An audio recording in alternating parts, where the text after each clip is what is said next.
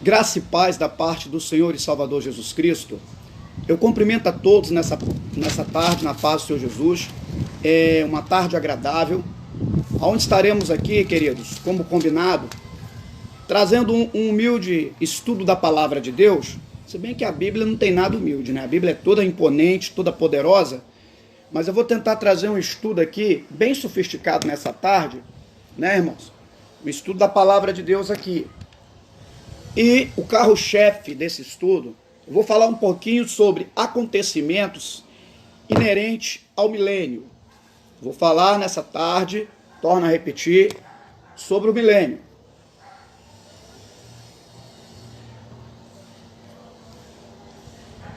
Quero dizer que não é fácil, há várias linhas de raciocínio, há vários estudiosos, há várias crenças diferenciadas quando o assunto é milênio. Então, você que tem papel aí, caneta, tem caderno, vamos anotar aí alguma coisa, alguns fatores que nos vão trazer evidências para o milênio. Coisas tais como: o que vai acontecer no milênio? Quais serão as características do milênio? Tudo que Deus faz existe propósito embaixo do sol, em cima da terra. Quais os propósitos de Deus para o milênio? É sobre exatamente isso, tirando a dúvida de muitos, ou de alguns que seja, estarei à luz da palavra de Deus, elucidando nessa tarde para alguns e trazendo esse conhecimento tão vasto, tão rico. É importante entender que o milênio, tá certo? A característica do milênio é fazer parte das 7 dispensações que Deus estabeleceu pelo seu próprio poder. Quando Atos dos Apóstolos, capítulo 1, Jesus vai fazer a sua citação, antes mesmo dele subir na ascensão aos céus, naquela nuvem, ele vai dizer: estações e tempos que o Pai estabeleceu pelo seu próprio poder. Ele vai dar um conselho para os discípulos. Não ficar preocupado com isso agora, não. Antes ficar em Jerusalém, até que do alto seja revestido. É o que se dá a entender que a preocupação de Jesus no momento ali não é de estabelecer nenhum tipo de reino naquele momento, nem de livrar Israel do poder de Roma, tá certo? Mas eu vou falar agora sobre esse reino que Jesus Cristo vai estabelecer, o milênio, porque ele é uma das dispensações e também é o cumprimento daquilo ali que ele fala com os discípulos, que o Pai estabeleceu no tempo para seu próprio poder, sabendo que para cada propósito de Deus, para cada tempo de coisas, Deus estabelece coisas, tá bom? Então, estudo nessa tarde, vamos falar dessa dispensação do milênio, dispensação milenial. Não entrou ninguém ainda, mas acredito que os irmãos estarão entrando aí nessa live para aprender esse estudo tão instrutivo nessa tarde de hoje. Tomo como pano de base livro do profeta Daniel, que também integra uma cadeia de ensinamentos da escatologia cristã. Eu vou estar tomando esse livro escatológico, Profeta Maior Daniel, deixando bem claro que quando fazemos citações, profeta maiores, profeta menores, não é porque um era mais cheio do Espírito Santo e o menor era menos cheio do Espírito Santo, mas é por causa da quantidade de manuscrito de um profeta para o outro. Como Daniel, a exemplo de Jeremias, Isaías, escreveram mais, aí coloca-se o dizer profetas maiores.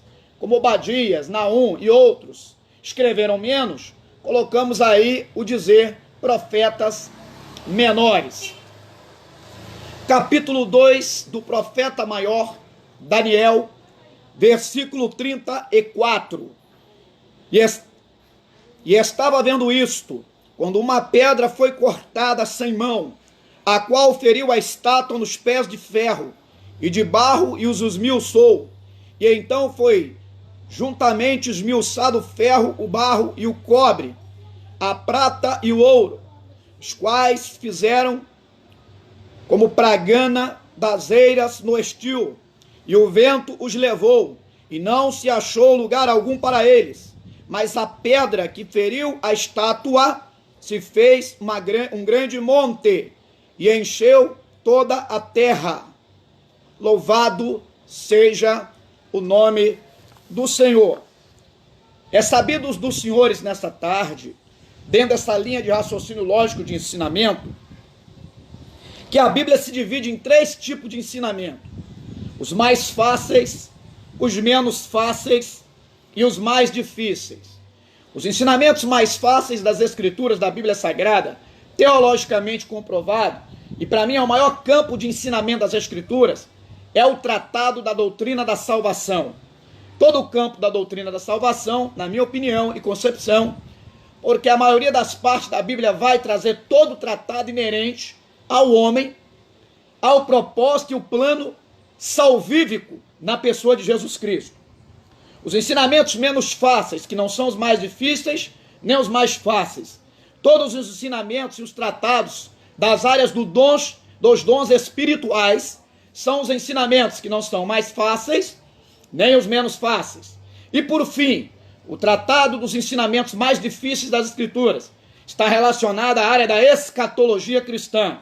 É onde estarei fazendo o estudo nessa tarde, inerente à parte disso, porque o milênio, ele é um critério escatológico, está dentro do campo de doutrinas da escatologia cristã.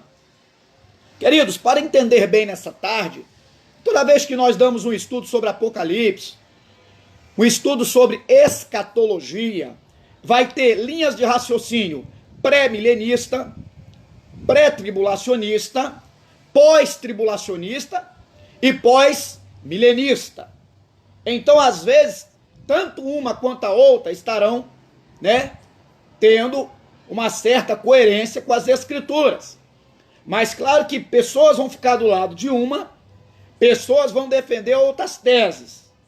Mas eu aqui, nessa tarde, na minha linha de raciocínio, eu acredito sim que a igreja, os santos que a Bíblia diz que vem com Cristo, na segunda parte, da sua vinda, que ele vem para os judeus, para salvar os judeus no meio daquele caos do Armagedon, aonde ele vai arrebentar com o império do anticristo, que é a mesma besta do capítulo 13 de Apocalipse, verso 1, eu creio que esta igreja com corpo glorificado, esta igreja do arrebatamento, na minha visão teológica, panorama das Escrituras, vai participar sim do milênio.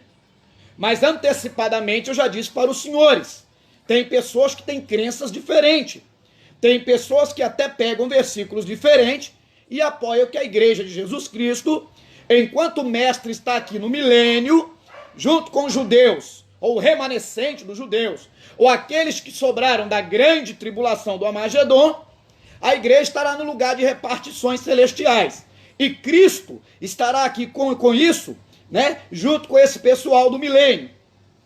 Bom, Jesus Cristo disse que depois que a igreja fosse arrebatada, apóstolo Paulo disse que estaria para sempre com Cristo. Então é uma tese muito forte. Se a igreja estará sempre com Cristo, não está abrindo exceções ou particularidades que vai dizer que a igreja está descredenciada ou descaracterizada para estar com Cristo em algum desses episódios, inclusive o milênio. Porque se a igreja vai descer em Zacarias capítulo 14, vai ajudar Cristo a julgar as nações, se a igreja vai estar ali como participante de um agente de justiça com Cristo, eu também não tenho base, ainda que alguns dizem que não tem base para provar que a igreja do arrebatamento está no milênio, mas eu também não tenho base para descredenciar esta mesma igreja e dizer que ela não poderá estar com Cristo no período do milênio, sendo que se ela estará ela com o corpo glorificado, até porque no arrebatamento o corpo que a igreja recebe para entrar no terceiro céu, onde está o Pai Celestial, é um corpo de glória, um corpo glorificado. Seguindo aqui uma linha de raciocínio lógica, Jesus no milênio, para você entender bem o que vai ser milênio, Jesus, ele virá como o Rei dos Reis, Senhor dos Senhores, de acordo com Apocalipse, tá certo? Capítulo 19, versículo 16. Virá um Jesus Cristo, não aquele Jesus que Isaías narrava, homem de dor, experimentado em todos os trabalhos, negativo. No milênio virá um Jesus Cristo, um corpo diferenciado, um Jesus Cristo diferenciado. Vamos ver capítulo 19, versículo 16, do livro do livro de Apocalipse. Espera só um pouquinho, por gentileza.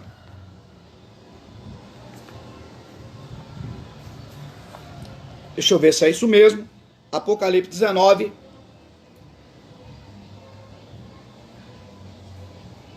É isso mesmo. Está dizendo aqui o versículo bíblico, para poder dar corpo que eu estou ensinando. Rei dos reis e Senhor dos senhores. Apocalipse capítulo 19, versículo 16. Então o Cristo que vai vir no milênio é um Cristo diferenciado daquele de torturas, sofrimentos, quarentena de açoites, arreios nas costas, apanhando. Porque quando a Bíblia diz que o profeta Isaías narra um homem de dores, experimentado em todos os trabalhos, um homem de labuta, um homem de sofrimento, pensa num camarada tomando sessão de espancamento. Pensa num Jesus sendo esbofeteado. Imagina se um cidadão fisicamente dizendo como nós tomar um soco nos lábios agora. Como que a boca vai ficar desfigurada, né? Vamos ficar cheio de hematomas. Está dizendo de um Jesus cheio de hematomas, de um Jesus que ia ser espancado pela causa da palavra, de um Jesus tomando quarentenas de açoite, os pés descalços andando sobre a via dolorosa, cheio de pedregulhos. Imagina os pés de Jesus em sangue, em carne viva, andando com madeiro pesado nas costas. Só que no milênio, não é esse Jesus do sofrimento que vem. No milênio, no período mileniar, é um Jesus do capítulo 17, acredito eu, do livro segundo escreveu São Mateus. Corpo transformado, corpo de glória, acredito eu, estará ali Jesus. Beleza? Jesus que peleja com justiça, tá? Vai estar ali também, Apocalipse capítulo 19, versículo 11. Vamos ver o que está escrito, Apocalipse 19, 11. E vi os céus abertos, e um cavalo branco, e o que estava assentado sobre ele, chama-se Fiel e Verdadeiro, julga e peleja com justiça. Beleza?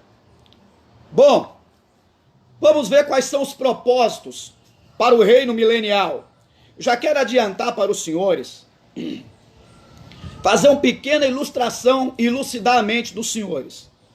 Houve vários reis no Antigo Testamento, a exemplo de Davi, a exemplo de Josias e a reparação do templo, a exemplo até mesmo de reis como Ezequias, que repararam o reino naquela época, tiraram os postes ídolos, os deuses estranhos. Ali é simplesmente um pequeno exemplo do que seria o milênio. O que é o que entendemos disso? Qual é a base que eu tenho para dizer isso? Reflitam que toda vez que homens como esses se levantavam para restaurar a nação vivia um período de paz, um período de gozo incomparável, porque abandonara a seus ídolos, suas adorações falsas e postes ídolos. Então o reino era movido pela paz de Deus. O que eu digo ao reino do milênio? A mesma coisa. Não terá o reinado absoluto do pecado no milênio. Satanás estará preso, tá certo? A compaixão será maior no reino do milênio. A misericórdia pelo próximo será maior no reino do milênio. No milênio, queridos, essa falta de misericórdia, essa falta de compaixão que vivemos hoje, no milênio praticamente será extirpado, porque a paz de Cristo reinará, e será o próprio Jesus Cristo, o príncipe da paz, que estará em escala universal e mundial ali no milênio, regendo tanto os judeus, cumprindo isso mais absoluto, o propósito de Ezequiel capítulo 37, quando diz que osso encaixado nos seus ossos. Porque na época de Jeroboão e Roboão, as 12 tribos são repartidas. Mas o que eu posso entender também, em parte da profecia de Ezequiel capítulo 37, ossos se ligando a ossos, é que no milênio todos os judeus, israelitas, hebreus, todos unidos em um só corpo, em um só propósito. É isso que o milênio propõe para nós nessa tarde, esse ensinamento poderoso. Reinado de Cristo absoluto, e a unidade do corpo. A unificação da nação de Israel dar-se-á no milênio. De acordo com Ezequiel, capítulo 37. Para entendermos os propósitos do milênio. Primeiro propósito do milênio, vamos ler agora. O dos primeiros propósitos da dispensação do milênio. Consumar todas as alianças com o homem no decorrer dos séculos. Por quê? Em 7 dispensações, me dá a entender que a única que vai mais funcionar aqui, não que as outras são derrotas, porque tudo que Deus fez, todo o seu propósito para o homem, tem a tua objetividade. A paz, seu varão, Jailon Luiz. Deus abençoe o senhor e a tua família. Estamos aqui dando um estudo sobre o milênio, meu querido. Aproveite, pegue sua caneta, seu caderno, tire suas dúvidas. Então, das 7 dispensações, o milênio, ele é uma coisa assim, das mais profundas, que vai funcionar muito mais, a exemplo das antigas dispensações. Começou com inocência, né? Consciência, patriarcal, governo humano, tá certo? Até chegar no milênio. Bom, queridos, então um dos propósitos para o milênio, consumar todas as alianças feitas, quer dizer, todas essas dispensações feitas com o homem no decorrer dos séculos. Tópico 2, estabelecer a justiça e a paz na terra, porque vivemos sem o reinado de Jesus absoluto, né? O que é que o milênio propõe para a raça humana? Propõe que tem como sim ter um reinado com justiça absoluta.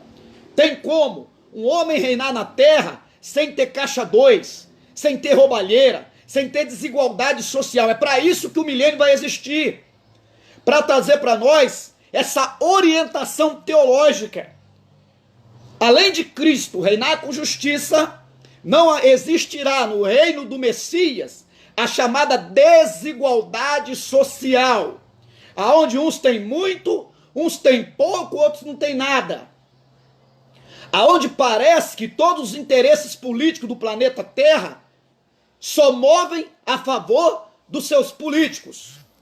Só estão do lado daqueles que criam suas leis, até porque a maioria das leis parece que são criadas para benefício desses homens, para a maioria dos políticos que inventam essas leis.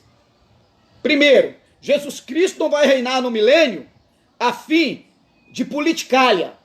Jesus Cristo não vai fazer alianças com corruptos. Jesus Cristo será a única mais pura, imaculada direção do milênio. Jesus não vai fechar acordos políticos com outros reis corruptos de nações.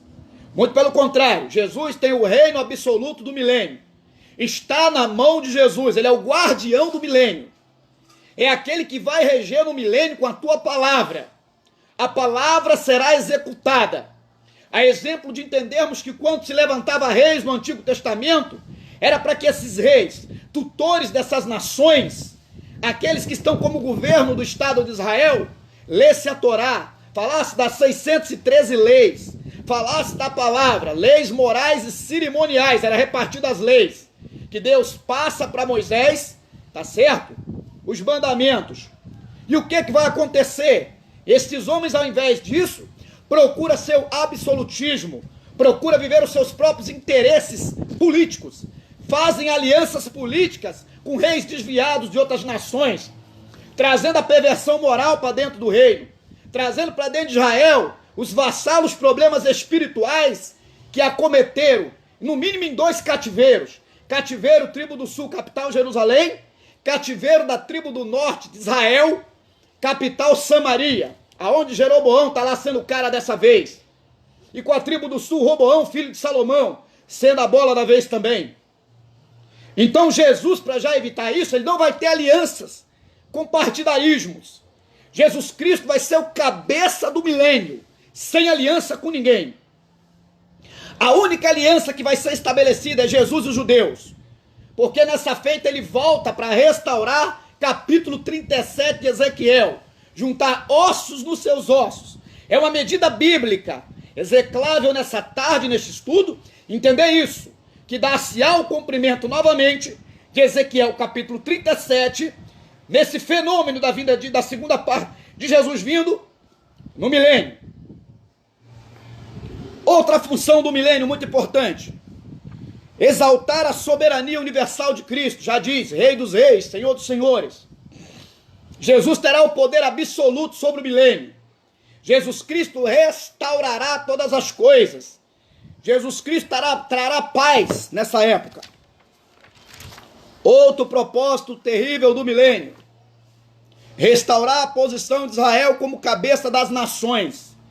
Israel, porque Jesus no milênio, ele vai assentar sobre um trono dentro de Jerusalém. Jerusalém será colocado em lugar alto.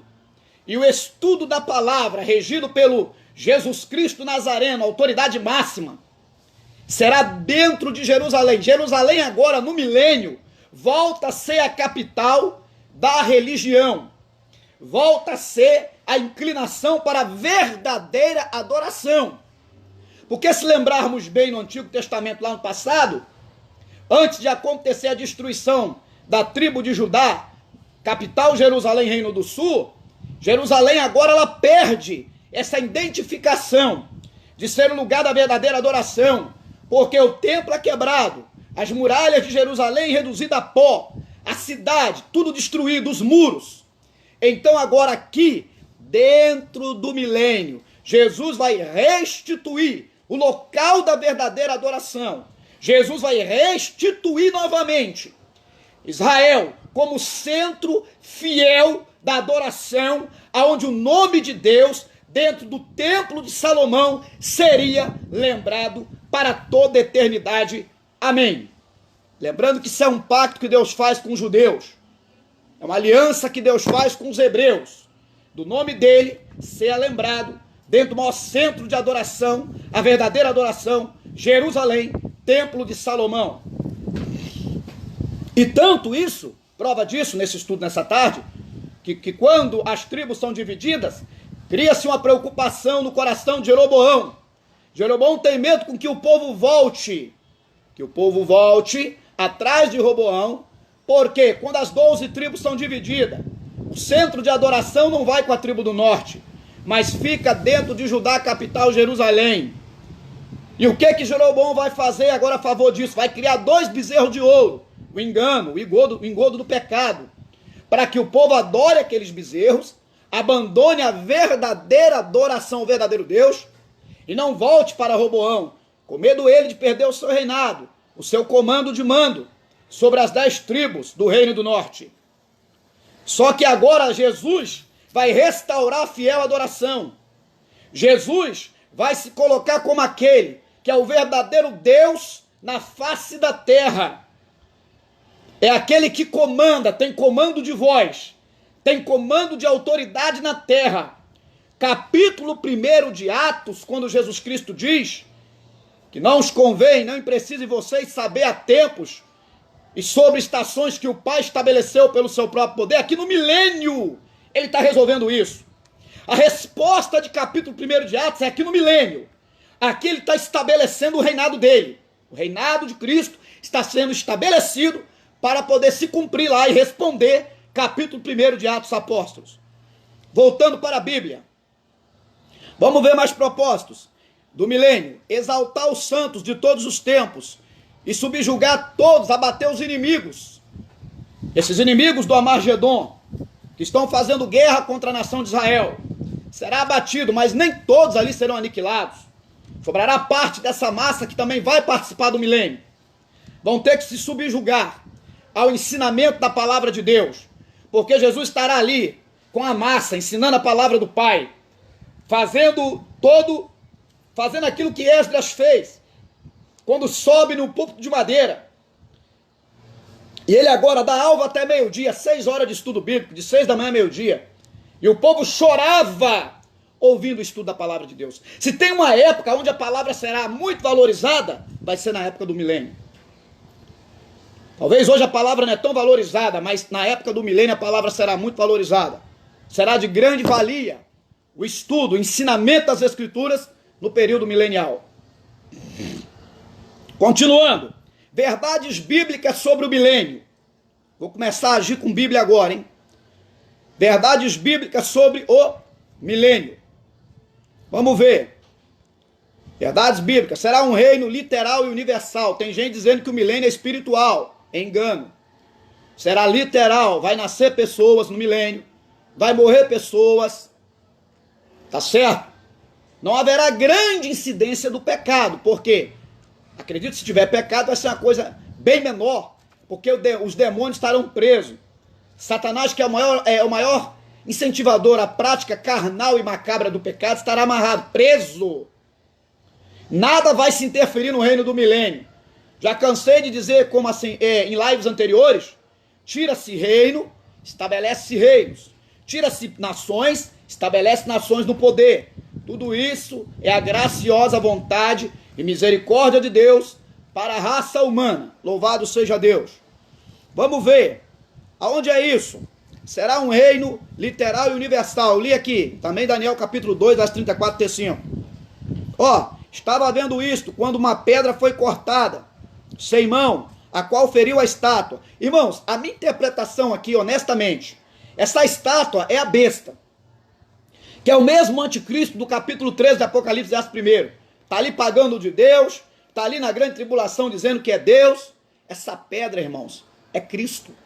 Na minha opinião, essa pedra é Cristo, que vai bater em cima do reino de Satanás e vai esmiuçar, para estabelecer o teu milênio. Verdades é essa. Olha só ainda. Zacarias capítulo 8, versículo 10. Vou estar lendo também esse texto para dar corpo aqui no entendimento. Zacarias capítulo 8, versículo 10. Porque antes destes dias não houve aluguel de homens, nem aluguel de animais, nem havia paz para os que entravam, nem para os que saíam, por causa do inimigo, porque eu incitei a todos os homens, cada um contra o seu companheiro, grande tribulação. Não tem paz. Vai ter uma falsa paz nos 3 anos e meio primeiro, mas depois não mais. Verdade sobre o milênio novamente. Item 3. Os animais se tornarão dóceis. Isaías capítulo 11 também acontecerá no milênio. Capítulo 11 de Isaías. Dizendo para nós então que Satanás tem poder para enfurecer os homens, mas os animais também. Pode estar no domínio do diabo. Deus abençoa, Rafael. Seja bem-vindo a essa live. Estamos falando sobre o milênio. Reino milenial. Capítulo 11 do livro do profeta Isaías. Vamos ver aqui no milênio o que vai acontecer com os animais. Versículo 6. E morará o lobo com o cordeiro, e o leopardo com o cabrito se deitará, e o bezerro e o filho de leão, e a nédia, ovelha, viverão juntos, e um menino pequeno os guiará. A vaca e a ursa juntas, e seus filhos juntos se deitarão, e o leão comerá palha com o boi, e brincará a criança de peito sobre a toca do áspide.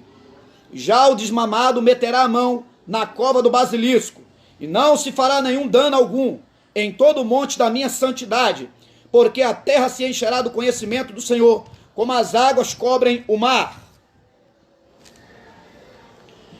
Olha aí, queridos, reino milenial. Até os animais estarão o quê? Dóceis no período do milênio. Outro propósito para isso. Jerusalém será a capital do reino. Já falei que Jerusalém será elevada à capital da adoração. Vamos ver onde está escrito isso? Jeremias capítulo 3, no seu versículo 17. Vamos dar uma olhada. Capítulo 3 do profeta maior Jeremias, versículo 17. Seja bem-vindo, irmã Luciana. Estamos aqui dando um estudo avançado, bem forte, bem encorpado sobre o milênio. Acompanhe, por favor. Capítulo 3 do profeta Jeremias, verso 17. Naquele tempo clamarão, chamarão a Jerusalém, o trono do Senhor, e todas as nações se ajuntarão a ela, ao nome do Senhor, e Jerusalém, e nunca mais andarão segundo o propósito do seu coração maligno. Jerusalém, centro do ensinamento da palavra. Jerusalém, centro da verdadeira adoração. Reestabelecerá Jerusalém como cabeça das nações. Claro que em 1948, Israel se torna Estado independente. Louvado seja Deus. Mas agora Jerusalém aqui vai mostrar a sua independência espiritual como sede da verdadeira adoração ao verdadeiro Jesus Cristo, que estará ali no milênio, reinando por 1000 anos. Será uma época de justiça, porque o reino do milênio também, ele vem para provar para todos que tem como haver justiça sim, porque o que nós vivemos hoje é o reino das injustiças. Uns têm muitos, outros têm poucos, outros nem nada têm. Uns com emprego ganhando não sei quantos mil reais, né? Seus deputados federais, estaduais aí, ganhando seus 27, 30 e tantos mil, enquanto o salário brasileiro é uma vergonha, né? Salário de fome, que não dá nem para poder manter uma casa pagando um aluguel e botar pão na mesa, pelo menos para um filho e uma família com 3 pessoas. Só que na época de Jesus não vai ter essa desigualdade social não, pode ficar tranquilo. No milênio vai ter igualdade social. O pobre será tratado igual ao rico. Na verdade, eu acho que nem existirá esse nome pobre lá. Serão todos iguais, terão igualdade social no governo de Jesus. Não será esse negócio de hoje, salva-se quem puder, né?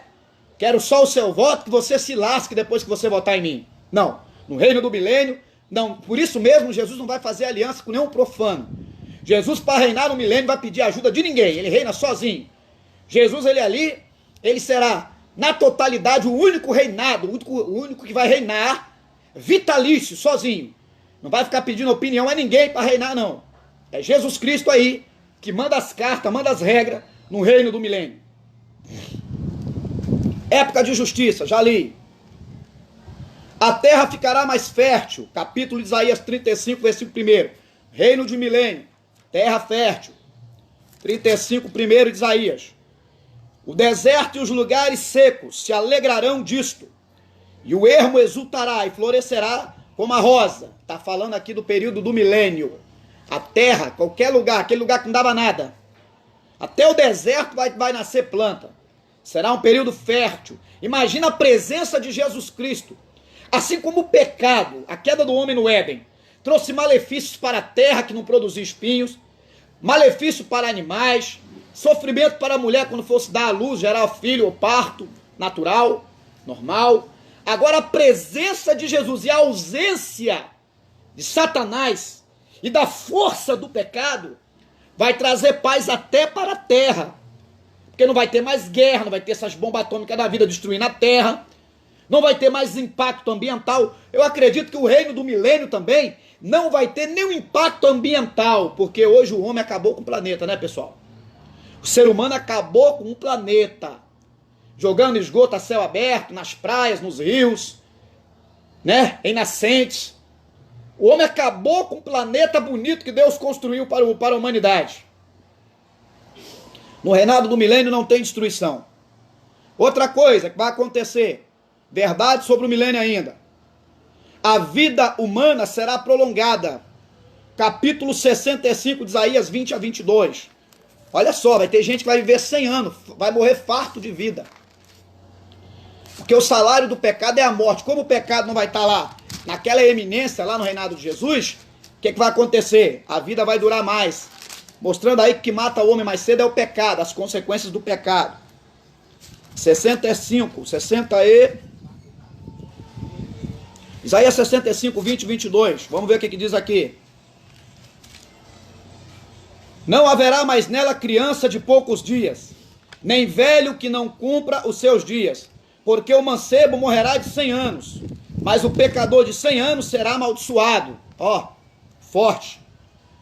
E edificarão casas, e habitarão, plantarão vinhas e comerão do seu fruto. Não edificarão para que os outros habitem, não plantarão para que os outros comam. Quer dizer, porque hoje, irmãos, nos dias de hoje se vive tão pouco por causa do pecado, que você faz um patrimônio, morre e deixa para outra pessoa usufruir. É isso que a Bíblia está ensinando nessa tarde. Naquela época vão viver tanto no milênio, farto de dias, que o patrimônio que o cara fizer, o cara vai gozar com a família dele, vai participar daquele patrimônio. É essa a hermenêutica teológica desse texto que eu li. Ninguém vai edificar nada para ninguém usurpar, mas a própria pessoa que fizer vai usufruir disso. Milênio. São características do reino de Jesus. O que é isso? Justiça. É justo que você plante o patrimônio e você usufrua. Desde quando seja um patrimônio honesto, porque também no milênio não vai ter práticas desonestas. Não vai ter patrimônio desonesto no milênio. Jesus não vai aceitar isso no campo da sua direção. Tudo que fizerem vai ser com as mãos e padrão de honestidade dentro do milênio. Louvado seja o nome do Senhor Jesus Cristo nessa tarde. Quem vai participar do milênio? Os súditos do reino milenial. Haverá dois tipos de súditos na dispensação do governo divino. Homens glorificados, na minha crença, a igreja glorificada estará lá. Homens naturais, quer dizer, pessoas que vão nascer naturalmente, porque no milênio morrem pessoas, nascem pessoas. Homens glorificados serão três origens, os glorificados. Crentes do Velho Testamento, a igreja do Novo Testamento e a igreja do período de grande tribulação. Tá certo? Estará ali no milênio. Né? Essa é a linha de raciocínio que eu estou tecendo aqui. Outro, judeus sobreviventes à grande tribulação também estarão lá. Judeus da grande tribulação. Não está falando da igreja, não. Para novamente essa tese que a igreja vai passar pela grande tribulação cai por terra. Não tem base bíblica provando isso.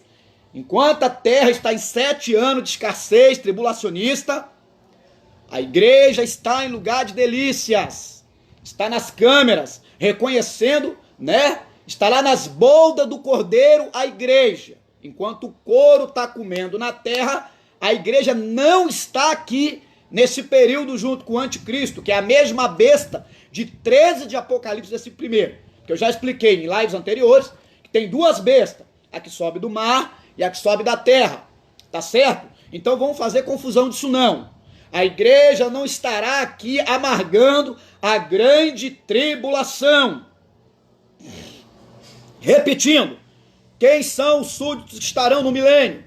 Homens glorificados, homens naturais que vão nascer naturalmente, vão viver seus 100 e tantos anos.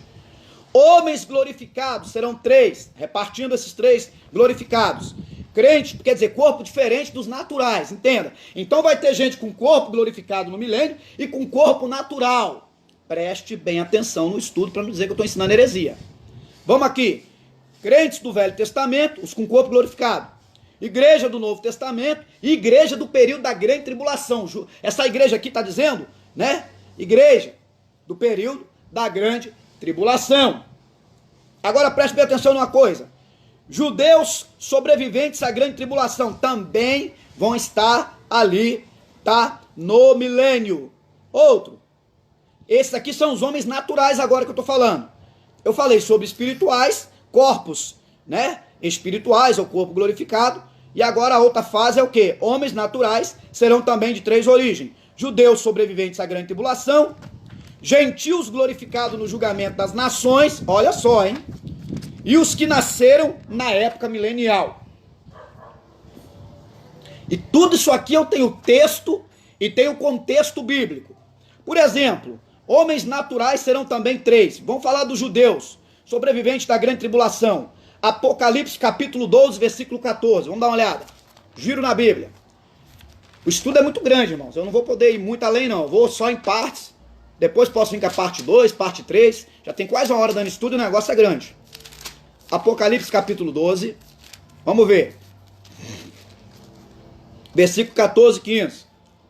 E foram dadas à mulher 2 asas de grandes águias, para que voasse para o deserto, ao seu lugar, aonde é sustentada por um tempo e a metade de um tempo, e fora da vista da serpente. E a serpente lançou da sua boca, atrás da mulher, a água como um rio, para que, pela corrente, fizesse arrebatar. Está falando então aqui dos judeus. Está dizendo isso aqui, esse texto dos judeus sobreviventes à grande tribulação. Aqui Deus está escondendo eles, né? Da besta, do miserável que está tentando matar, aniquilar. Porque a ideia da grande tribulação ali é aquele império terrível do anticristo, que é a mesma besta do capítulo 13, verso 1 de Apocalipse, fazer pior do que fez Hitler. Hitler matou nos seus campos de concentrações 6 milhões. Mas na época da grande tribulação, o que o Satanás quer fazer através da besta, que é o anticristo, do capítulo 13 do Apocalipse, verso 1, de lá de Tessalonicenses, o homem da perdição, ele quer destruir todos os judeus. Se Jesus não volta ali para combater no Armagedon, ele vai acabar exterminar com todos os judeus. Por isso que Jesus tem que intervir, tem que vir na batalha do Armagedon em prol da luta aí contra esse adversário cruel, impiedoso, que é o anticristo ali em nome de Jesus.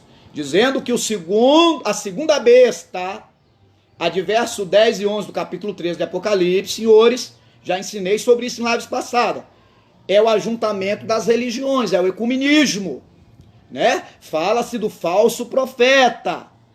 Pode-se falar de um homem, como também de um sistema religioso falso, ok? Estou aqui, não estou ensinando heresia, senhores, preste bem atenção. Por isso que é bom ter caneta, é bom ter caderno e abrir Bíblia igual eu estou abrindo para poder, se haver alguma contestação. Bom, também para quem quiser ler sobre esses judeus sobreviventes, pode ir depois para Jeremias 31, não vou ler tudo aqui, 1 a 14, Zacarias capítulo 8, tá certo? Versículo 9, versículo 13, ok? Continuando. Beleza. Bom, essas informações são informações básicas sobre o milênio, que eu estou passando para os senhores nessa tarde, né? Louvado seja o nome do Senhor e Salvador Jesus Cristo. São informações bem que básicas. Claro que tem muita coisa mais forte que vem por aí ainda a se ensinar nessa tarde. Louvado seja Deus. A paz do Senhor, varão César. Estamos aqui falando sobre o milênio, em nome de Jesus. Bom, então, Jesus estabelece o milênio. Jesus vai estar ali ensinando a palavra do Pai para todos que estão no milênio. Já falei que vai ter súditos com corpo glorificado, a exemplo da igreja do Antigo Testamento, que será glorificada no arrebatamento também. Entendendo? Quando a trombeta de Jesus tocar para o arrebatamento da igreja, vai ser ressuscitado todos que desde Adão até na hora do toque da trombeta para os anjos recolher os quatro cantos da terra, os fiéis na nuvem, a Bíblia diz que não precederemos os que estão mortos em Cristo, ou em Deus, a exemplo de Abraão, Moisés, e etc, etc, etc.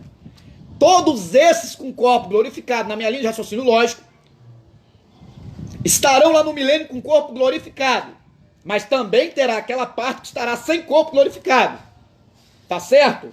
Que são aqueles que nascerão na época do período do milênio. Então preste bem atenção, estou explicando isso bem devagar, não sou nenhum objetor aqui, ensinador de heresia, odeio heresia e coisas heréticas, beleza? A palavra milênio, informação agora rica, vem do termo latino mirle, que significa mil, e de amum, ou aminum, que significa ano. A palavra grega chilias, que também significa mil, aparece por 6 vezes em Apocalipse capítulo 20, definindo a duração do reino de Cristo, antes da destruição do velho céu e velha terra. O milênio cortante refere-se a um período de 1000 anos que Jesus Cristo reinará com seus súditos, com corpos glorificados e corpos naturais. A pergunta que não quer calar nessa tarde: vai morrer pessoas no milênio? Sim.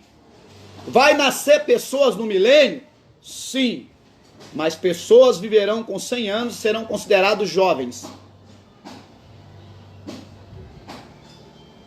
A vivência no milênio será muito grande. A taxa de vida será alta. A expectativa de vida do brasileiro hoje, julga-se aí 78 anos, 80 anos e alguma coisa assim. No milênio será muito maior. Morrerá menos pessoas. A taxa de natalidade, acredito, será bem maior também. Né? Acredito, são conjecturas minhas, né? A Bíblia está dizendo. Entendeu? Então, posições em relação ao milênio. Nessa tarde, no que diz respeito ao milênio, existem 3 escolas de pensamento, tá certo? O amilenismo, o pós-milenismo e o pré-milenismo.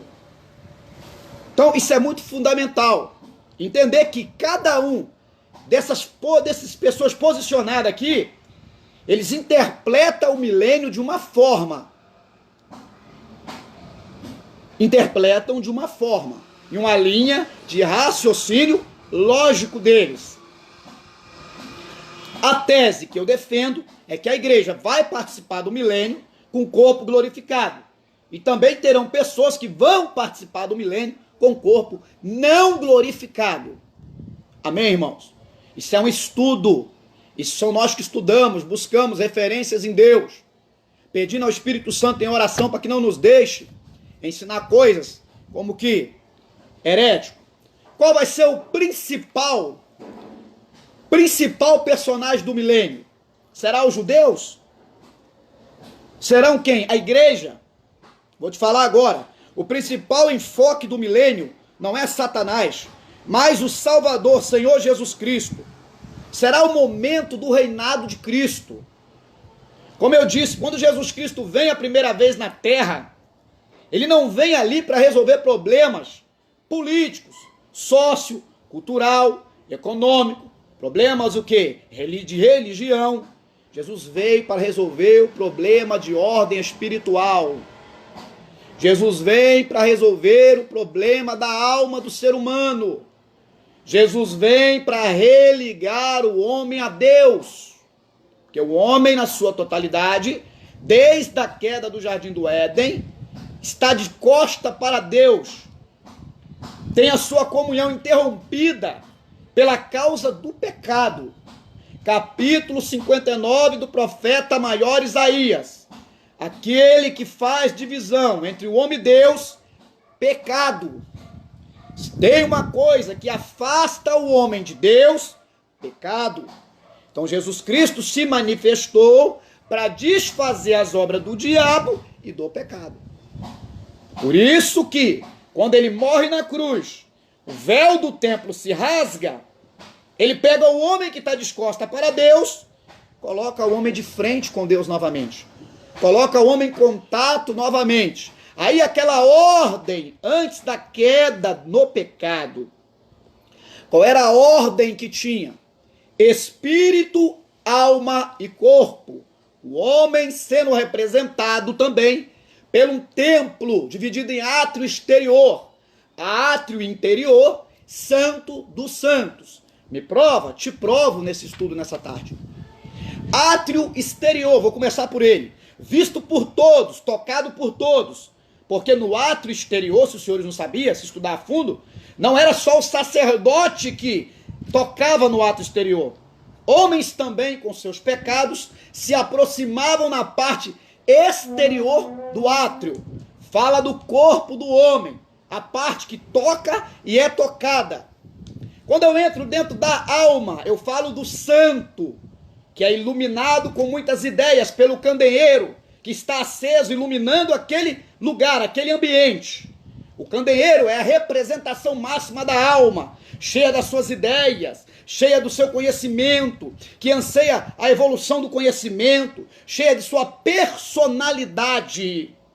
Mas quando eu vou além, dentro do santo dos santos, louvado seja Deus, aonde há um encontro específico de Deus e o sumo sacerdote. Ali eu estou falando do espírito do homem.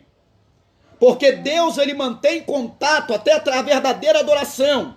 Ele diz para aquela mulher, e os verdadeiros adoradores adorarão o Pai em espírito e em verdade. O ponto de contato do Deus Todo-Poderoso, da pessoa da Trindade chamado Deus Espírito Santo, é no espírito do homem que é o contato. Aí uma vez que o Espírito Santo passa as coordenadas para o espírito do homem, o espírito do homem passa para a alma, cheia das suas ideias, né? E ela pega agora a vontade do Espírito Santo, que passou para o espírito, que é a parte mais nobre da adoração no homem, que é o ponto de fusão da vontade de Deus, e passa para o corpo, que é o átrio exterior, exteriorizando, através dos 5 sentidos, a boa, perfeita, agradável vontade de Deus para a humanidade. Louvado seja Deus. Será que está dando para os senhores me entender nessa tarde? O homem é tricotômico, representado então pelo santuário, pelo tabernáculo, que nós somos tabernáculo de Deus, e que agora Deus não habita mais, segundo as Escrituras, em tabernáculo feito por mãos de homens, mas habita em nós. Nós somos o templo, nós somos a tenda, que não podemos ficar prostrados, que temos que estar levantando tenda, levantando e andando na presença de Deus. Não pode ficar muito tempo acampado, senão o inimigo vem e nos destrói. Por isso que quando as trombetas para esse fim foram criadas, pelo menos por 3 propósitos Deus manda criar as trombetas, tá certo? Para levantar acampamento e voltar a caminhar no deserto, para reuniões solenes e por fim, para identificar uma guerra contra o inimigo ou a presença de algum inimigo vindo para o acampamento de Israel para destruir Israel. No mínimo, para esses 3 propósitos foi inventado a trombeta naquela época de Moisés. Louvado seja Deus. E daqui a pouco a trombeta vai tocar, queridos. E nós vamos levantar acampamento. Graças a Deus. E vamos subir para um negócio muito bom, chamado Nova Jerusalém, seio de Abraão. Nós vamos sair, aqueles que estão no seio de Abraão vão ser ressuscitados também. Vão sair dessa situação do seio de Abraão, vão entrar dentro do céu, dentro da Nova Jerusalém de Deus. Louvado seja Deus. Então, a principal característica do milênio é expressar um reino de justiça, um reino sem falcatruas, um reino verdadeiro, um reino triunfante.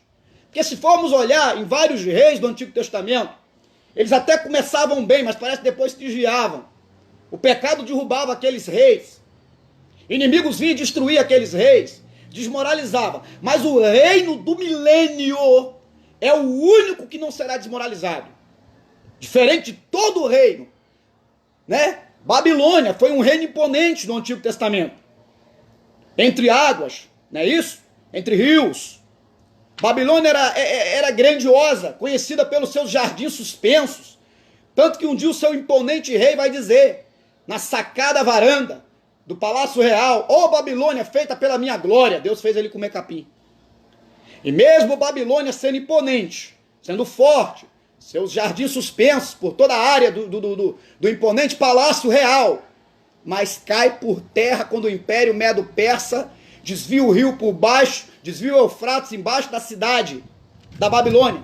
Império Medo-Persa, com Dario I e com Ciro, invade e destrói, mostrando que o único reino que não pode ser destronado, o único rei que não pode ser arrancado e substituído por outro, é Jesus Cristo, Rei dos Reis, Senhor dos Senhores. No milênio não terá destronamento de rei. No milênio não vai passar bastão para outro rei. Por quê? No Antigo Testamento, esses camaradas parece que é uma troca de bastão constante, inconstante. Ou constante, digo melhor. Babilônia passa o bastão para Medo-Persa. Medo-Persa parece que passa o bastão para Alexandre o Grande com a Grécia. Depois parece que passam o bastão para o Império Romano. E vão passando o bastão de um para o outro. Sai reinos, estabelece reinos. O milênio é o único que vai se superar. Porque lá não tem homem carnal tomando conta da nação. Não tem como nenhum combate de inimigo nenhum surpreender esse que vai estar no trono. Que é o maior estrategista de guerra e batalha, Jesus Cristo. Não tem demônio, não tem nada que vai tirar a coroa da cabeça desse rei. Por isso, o milênio é o único reino esmagador, a exemplo dos demais reinos que veio. Império Medo-Persa, governos da Babilônia, governos da Assíria, poderes do Antigo Testamento, nenhum ficou de pé. Mas o milênio é o único que se estabelecerá para sempre, porque Jesus Cristo é o que estará no comando do milênio. Louvado seja Deus. Eu quero agradecer àqueles que me acompanham nesse estudo nessa tarde. É uma primeira etapa, irmãos, porque é muito forte, o ensinamento é muito potente, tá certo? Eu vou parar por aqui. Eu vou estar numa segunda etapa trazendo outra parte do estudo do milênio, porque é muita profundidade, beleza? É muito abençoado esse estudo. Que o Espírito Santo de Deus possa abençoar a todos em nome de Jesus Cristo. Que esse estudo fique no coração dos irmãos cravados, anexado, para a glória, para a honra, para louvor e sempiterna adoração do nome do Senhor. Provavelmente estarei às 19 horas, grava na mente aí, 19 horas, queridos, trazendo o ensinamento da palavra do Senhor em nome de Jesus Cristo. Não percam, estaremos trazendo uma palavra da parte do Espírito Santo para os nossos corações. Louvado seja Deus, uma palavra da parte do Senhor, uma palavra abençoadora para nossas vidas. Não percam, Deus tem nos dado palavras poderosas, o Espírito Santo tem nos dado uma palavra nesses dias, uma palavra glamurosa na presença dEle, porque é o Espírito Santo que nos dirige, nos rege e nos revela a palavra através de uma vida de oração, uma vida buscando ao Senhor, uma vida de renúncia e de santidade. Amém? Que Deus abençoe os irmãos. Estarei fazendo aqui uma breve oração. Deus abençoe o César. Profeta, Deus te abençoe, você e sua família. Deus abençoe meu primo Bruno. Obrigado, Bruno, por você estar participando desse estudo tão poderoso. Deus abençoe todo o estado do Ceará neste momento. Deus abençoe meus tios aí no Ceará e de Vitória, em nome de Jesus Cristo. Oremos. Senhor, graças te damos, Pai, por uma parte desse estudo tão instrutivo. Deus, abençoe também a vida da irmã Luciana e a família dela. Dê vitória a nossas vidas, Espírito Santo. Continua nos dando um sábado de paz, um dia abençoado na tua presença. Perdoa as nossas transgressões, nossos pecados. Continua nos fortalecendo na tua presença. Em nome de Jesus Cristo. Estamos se despedindo dessa live, mas não da tua presença. Senhor, abençoe nossas vidas e nos dá vitória em nome de Jesus. Irmãos, antes de eu fechar aqui, pelo amor de Deus, irmãos, compartilhe isso. Se inscreva no meu canal do YouTube, me ajude aí a levar essa palavra. Já disse, né, meu Instagram, Gilson Lourenço Oficial, lá tem o meu link para você apertar e já ir clicar em cima e se inscrever no canal do YouTube, irmão. Tô vendo uma dificuldade muito grande para os amigos se inscreverem. Se vocês tiverem alguma dúvida, manda para mim, me pergunta como fazer para se inscrever. Você que não tem conta no YouTube tem que fazer uma conta, beleza? Mas é fácil, isso não é difícil, tá certo? Repassa essa informação. Vamos compartilhar esse vídeo o máximo que puder, em nome de Jesus Cristo. Que Deus abençoe o coração de todos, pelo poder da palavra. Me ajude aí a ter mais inscrições no YouTube. Não é para promover meu nome não, queridos. É para a glória e honra do nome do Senhor e Salvador Jesus Cristo. Deus abençoe todos em nome de Jesus. Amém e amém, Jesus.